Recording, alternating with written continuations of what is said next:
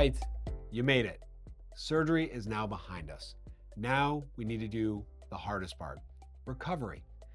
Surgical recovery requires rest, nutrition, and giving the body time to do what it does best, heal. Now, we will have more specific information for your exact procedure.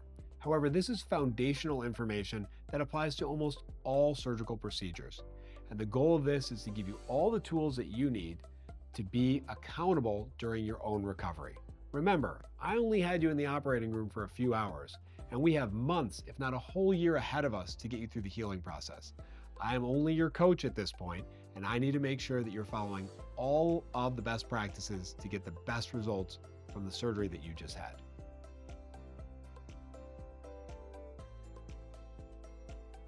During surgical recovery, nutrition is a key component. During the first 24 to 48 hours, we like to keep it simple, or use the KISS principle, which means stay away from the greasy foods, the heavy foods, the spicy foods that may interact negatively with the anesthesia that our body's still processing. Think of the brat diet, bananas, rice, apples, toast, or things like it to take to allow our stomach to just be very neutral. Soups and broths also work in this category. We want to make sure that we're taking something solid a few minutes before we take our narcotic pain medications to decrease the potential for getting nauseous after we take those medications. As we get to days 2 and 3, that's when we want to start pushing protein. 60 to 80 grams in a day. Great sources of protein are eggs, poultry, fish, or other protein supplements, and this is going to give our body the building blocks for healing. Don't forget about hydration. Lots of fluids in the form of electrolytes or just water are great in order to flush out any impurities, flush out anesthesia, and especially if we're taking narcotic pain medication, this is going to keep us hydrated enough so we don't get constipated. All things that are going to help you navigate recovery in the smoothest way possible.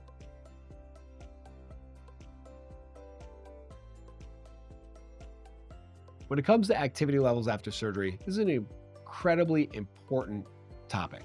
The reason is we don't want to do too little and we don't want to do too much. What surprises a lot of patients in the first 24 to 48 hours, all that you really need to do is get up and walk. Think about getting up and walking about once an hour. Even if it's just to the bathroom or to the kitchen to fill up your water bottle, that's enough to get the muscles moving so we can decrease the risk of blood clots, which are a feared complication after surgery. We also don't want to lift more than about 10 pounds at a time. So about a gallon of milk at a time is all you want to do. Not lifting heavy grocery bags, children, or pets during this period of time. Now, specific to each procedure are going to be different types of exercises that you can do at different times. But I tell most patients that to get you all the way back to what you were doing preoperatively is likely going to be about a 90-day period. Not 90 days of just walking and then going to full exercise, but graduated month by month, week by week. And at each one of your follow-up appointments, we're going to let you know what you can do next. So all you have to do is take the information we give you and get to your next appointment, and then we'll give you the next activity that you can do.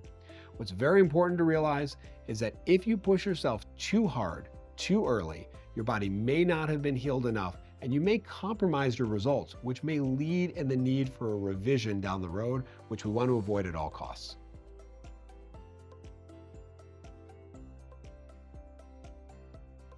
Showering and bathing after surgery is an important conversation. We are able to shower 48 hours after surgery, and this is because our incisions are water resistant. You'll be placed into a garment at the time of surgery, and this is going to stay in place unless we ask you to take it off or you're in the office and we're taking it off for you. Otherwise, keep your garment on until your first shower at 48 hours. Now, because your incisions are only water resistant, you are able to take a shower, but just don't run all the hot water out of the hot water tank. Face away from the shower head so that your incisions are facing away. Use gentle soaps and pat everything dry afterwards, getting back into any garment that we've provided for you at the time of surgery. Now, at 2 weeks or after your drains have been removed, you will become waterproof. And at that point, you can take baths, you can get into pools, saunas, and steam rooms. Doing this anytime beforehand can risk serious infection, which might require you a trip back to the operating room or could compromise your results, all of which we want to avoid.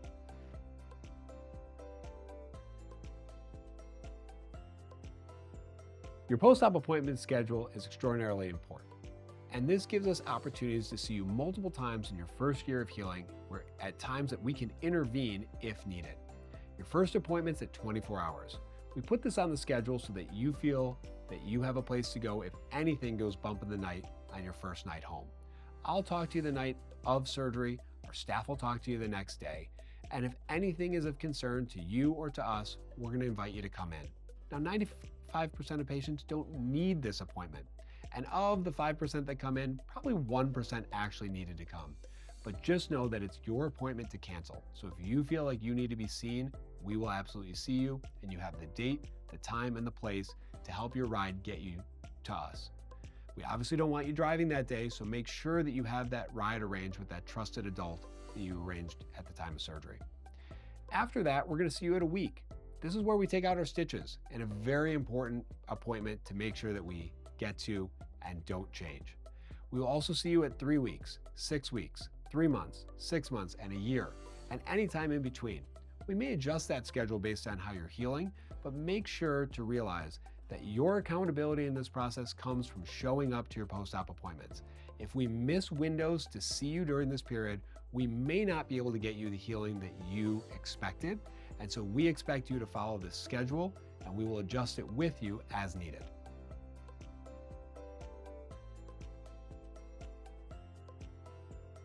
Most of what you experience during your recovery process is completely normal. Bruising, swelling, tightness, mild oozing at an incision site, all are considered normal. However, they will be new to you and they may be concerning. We always have an open invitation for you to communicate with us, but I really want to make sure that you understand what are the most appropriate ways to communicate information. If you have a question about an upcoming appointment or a non-urgent matter, text messaging our office is fine. Leaving a message for our office is fine.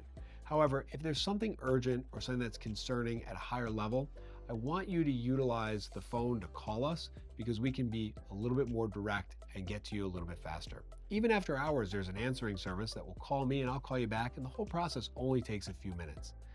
Things that would escalate your level of concern include fevers. Fevers of 101 or greater, usually starting in that 36 to 48 hour window or beyond, are concerned for infection, and we want to know about that. Spreading redness, chills, or abnormal swelling that comes on suddenly. If you have a breast surgery and you have one cantaloupe and one watermelon, that could be a sign of a hematoma or bleeding. I want a phone call so that we can act on that quickly. If you have new drainage after something happened, whether it was a slip in the shower or a slip downstairs, things that have happened, we want to know about it. We'd rather hear from you and tell you that it's okay than for you to guess and miss an interval for us to help take care of you. Make sure that you keep open lines of communication with us, and our pledge is that we will always answer the phone.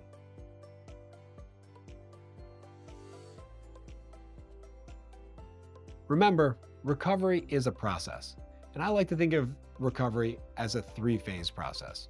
You have a pain recovery, an emotional recovery, and a physical recovery.